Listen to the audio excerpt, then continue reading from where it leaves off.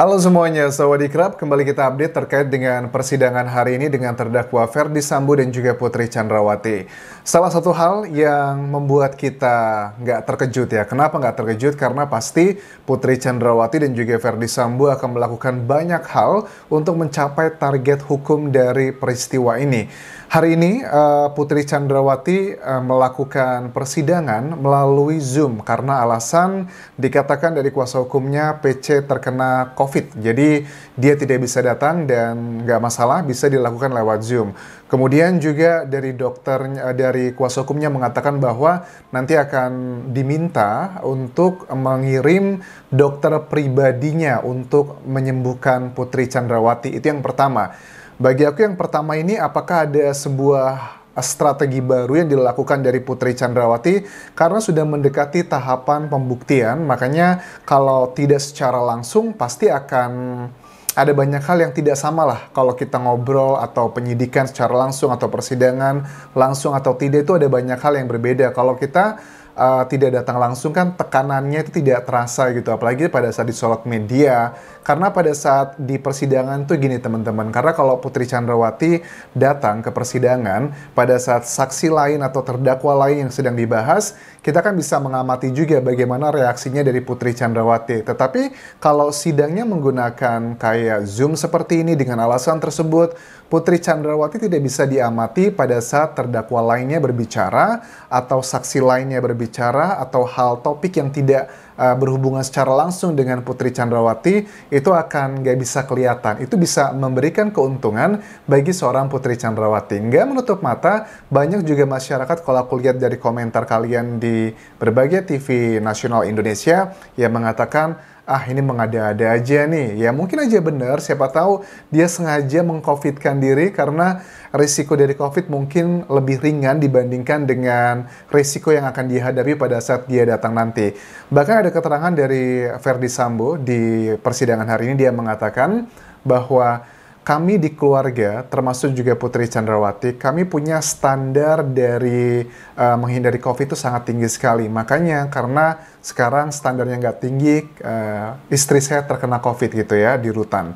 Ya, bagi aku pribadi, dengan berbagai macam kebohongan yang telah mereka lakukan, skenario yang sangat luar biasa di awal kasus ini muncul, tidak menutup kemungkinan ini juga merupakan bagian rekayasa untuk mengegolkan dengan hal yang aku jelaskan tadi. Apakah strategi ataukah beneran musibah? Boleh kalian tuliskan di kolom komentar ini apakah ini pure atau enggak. Tetapi kalau ditanya apa beneran PC terkena COVID, aku yakin itu adalah beneran. Tetapi apakah itu sengaja meng-COVID-kan ataukah tidak sengaja? Kok aku cenderungnya suzon ya, lebih ke masalah disengaja gitu dengan keuntungan-keuntungan yang akan dia dapatkan nanti. Ya, kita lihat nantilah perkembangannya. Kita doakan ya semoga Ibu Putri Chandrawati segera sembuh, jadi biar bisa lancar gitu ya. Amin. Oke, kita bahas Ferdy Sambo dulu untuk memberikan komentar mengenai saksi Isbah. Ini adalah seorang petugas PCR yang melakukan pengecekan di tanggal 7 Juli 2022, sehari sebelum PC tiba ke Jakarta dan sehari sebelum pembunuhan tersebut. Kan sudah diketahui bahwa yang melakukan tes PCR itu adalah Isbah ini, itu di kantor dinasnya Ferdy Sambo. Ada dua orang, adalah Daden dan juga Ferdy Sambo di sana. Ditambahkan di sini bahwa Sambo mengaku bahwa dia juga setelah dilakukan tes PCR, dia juga melakukan tes swab antigen. Jadi kan memang kalau kita dengan swab antigen itu hanya butuh waktu 5 menit atau maksimal 15 menit, kita sudah bisa muncul hasilnya. Jadi standarisasi kata mereka tuh sangat tinggi sekali di sana. Lantas apa yang berusaha dituju dengan mengatakan data ini? Ini kalau aku lihat sih ya hanya ingin memberikan keyakinan ke Yang Mulia Hakim bahwa yang namanya kami di keluarganya FS dan juga PC punya standarisasi yang sangat tinggi sekali untuk masalah COVID. Itu adalah bagian rangkaian untuk menguatkan, meyakinkan Yang Mulia Hakim agar Putri Chandrawati itu memang beneran kena COVID, bukan sengaja meng-COVID-kan diri gitu. Karena ya dari lama kok sebelum kasus ini muncul pun dia memang sudah punya standar SOP-nya sangat tinggi sekali. Ya, bagian dari strategi menurut aku sih agar semuanya lebih lancar. Itu opiniku pribadi ya, subjektif. Kalau menurut kalian nggak seperti itu ya boleh-boleh aja, hak kalian. Istri saya sekarang kena COVID karena nggak patuhi protokol yang detail. Tapi kalau aku lihat ya, selama persidangan, jaraknya Putri Chandrawati dengan wartawan atau bahkan dengan banyak hal, dia selalu memakai masker loh. Termasuk yang rajin pakai masker loh, Putri Chandrawati ini. Bahkan salah satu hal yang disampaikan dari orang tua Joshua pada saat bertemu aja, mereka meminta, tolong dong Ibu Putri buka maskernya gitu. Kita ingin melihat gitu kan ya. Jadi sebenarnya jujur, kalau dipikirnya mereka ini tidak begitu kayaknya sembarangan gitu untuk menjaga masalah isu ini, aku rasa cukup baik kok mereka menjaga. Apalagi kan posisinya PC ini kan di rutan gitu kan ya, nggak ketemu banyak orang. Paling ketemunya cuma pengacaranya, itu pun juga harus ada jam jenguknya. Bahkan pengacaranya pun kita ketahui tidak ada satupun yang dilaporkan terkena COVID juga. Jadi kita bisa ngecek sebenarnya Putri Chandrawati dapatnya dari mana nih, karena kan tidak banyak yang berinteraksi apakah di sekitar-sekitarnya yang di kejaksaan ya, karena ini adalah tanggung jawabnya kejaksaan kan ya, apakah ada jaksa juga yang kena ataukah tidak. Menurut aku sih mereka sudah cukup steril ya, tetapi kok masih tetap kena. Makanya ada banyak yang berpikir kayaknya sengaja nih PC meng-covidkan diri agar mendapatkan banyak hal yang akan menguntungkan secara hukum untuk proses persidangan ini yang aku sebutkan di awal tadi. Oke, Putri Chandrawati juga memberikan respon pada saat mengenai Ibu Anita. Ibu Anita ini adalah petugas dari Bank BNI ya, yang membuka, yang diberikan kuasa untuk tabungannya Ricky Rizal atau Bribka RR. Rekening Joshua dan Ricky itu untuk keperluan di Jakarta dan Magelang. Ini tidak dipungkiri oleh Verdi Sambo pun juga mengatakan hal yang sama. Tetapi yang menjadi pertanyaan tuh gini loh, kemarin kita sudah tahu ya, kita sudah bahas bagian ini. Tetapi yang menjadi pertanyaan, kan diketahui nih dari Anita bahwa transaksi kiriman transfer dari rekening atas nama Joshua itu menggunakan internet. Bisa itu internet banking atau mobile banking. Internet banking bisa diakses lewat laptop atau diakses lewat telepon.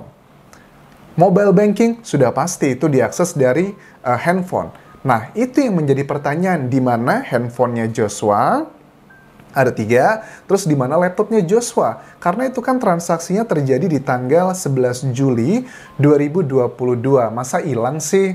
Kalau hilang, sengaja dihilangkan atau tidak sengaja, bisa aja kececer gitu, kayak uang receh gitu. Ini bagian yang konyol sih sebenarnya, karena kita mendapatkan data ini, tapi kita bisa menjawab pertanyaan yang sedang kita nantikan. Nah, ini adalah menjadi bagian yang memberatkan untuk Putri Chandrawati dan juga Verdi Sambo, karena bagian ini yang dihancurkan, yang dihilangkan.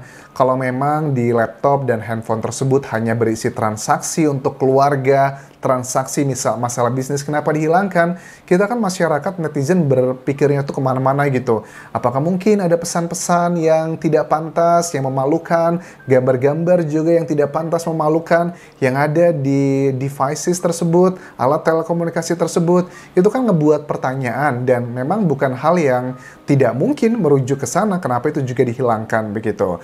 Nah, kemudian diklarifikasi juga dari PC kenapa dibuatnya di Cibinong. Karena kebetulan dia adalah nasabah di Cibinong. Oke lah, kita make sense untuk urusan ini. Untuk saksi Nevi dari tim PCR test, ini adalah PCR di tanggal 8 Juli 2022 untuk Susi, PC, kemudian juga Joshua, Brigadir J, dan juga Baradae atau Richard Eliezer. Hanya 4 orang ini yang melakukan tesnya. Untuk hasil memang bisa 1 jam dan yang mengatur adalah ajudan. Terus yang menariknya dari keterangan ini kita bisa mendapatkan jawaban dari pertanyaan lain. Apa itu? Pada saat petugas PCR ditanya sama jaksa penuntut umum tentang ekspresi wajahnya seorang Putri Chandrawati. Wajah Putri tidak terlihat sembab efek seperti menangis. Hanya terlihat lelah karena perjalanan jauh saja.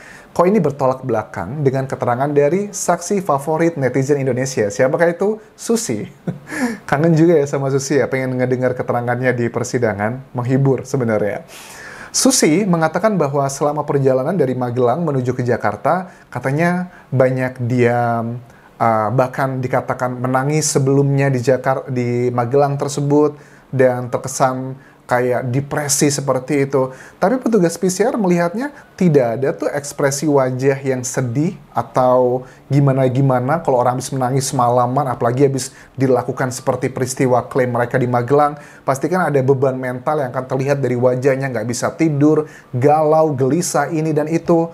Ini sih sebenarnya ekspresi dari petugas PCR ini menurut aku sangat reliable loh. Apalagi ini adalah beberapa jam, ya nggak nyampe 10 jam setelah atau beberapa belas jam setelah peristiwa tersebut. Tidak ada khas efek dari orang yang habis dilakukan katanya perkausan seperti itu. Kan ya kalau orang diperkauskan pasti akan yang begitulah ekspresi wajahnya, bahkan bisa juga dilakukan visum sebenarnya. Kan tidak ada ekspresi yang seperti itu. Tidak ada efek sembab menangis hanya karena lelah perjalanan saja. Satu persatu, rangkaian-rangkaian strategi dari timnya FS dan juga PC ini banyak yang berguguran dengan diberikannya keterangan dari banyak saksi di sini. Makanya aku menilai ada strategi lagi yang diambil sekarang ini agar PC jangan terlalu banyak diperiksa dulu dengan cara meng-COVID-kan diri. Kalau sekarang yang terkena COVID adalah PC, tidak menutup kemungkinan besok lagi akan ada terdakwa lagi yang lainnya yang berusaha melakukan hal seperti ini. Jadi kita harus melihat nih bagaimana tim jaksa dan juga yang mulia hakim untuk mengatasi hal seperti ini. Karena ya nggak bisa juga, bisa nggak sih seandainya gitu ya. Kalau seandainya nih, kalau aku sarankan, karena kan COVID itu kalau di Thailand tuh sekarang udah bukan lagi pandemik, tapi sudah endemik gitu jatuhnya. Di banyak negara juga seperti itu. Aku sarankan harusnya tetap dihadirkan saja. Tapi ada resiko yang lain juga, nanti kalau kena yang lain gimana dong? Ya mungkin satu ruangan kayak satu kaca gitu kan ya, tetap dihadirkan di ruangan persidangan, mungkin jaraknya 2 meter, dengan kaca, dengan batas macam-macam, dihadirkan di sana agar bisa merasakan tekanannya. Karena kalau dia lewat Zoom, itu banyak keuntungan yang dia dapatkan menurut aku. Ya, you know what I mean ya, poinku dari pembahasan ini. Aku rasa tim bisa aku update mengenai kasus persidangan hari ini. Terima kasih sudah menonton dan sampai ketemu lagi di video berikutnya. Tinggalkan like dan juga komen, serta subscribe channel YouTube ini. Juga follow Instagram dan juga Facebook pageku di Anjasa Asmara. Kapun kerap semuanya. Bye-bye.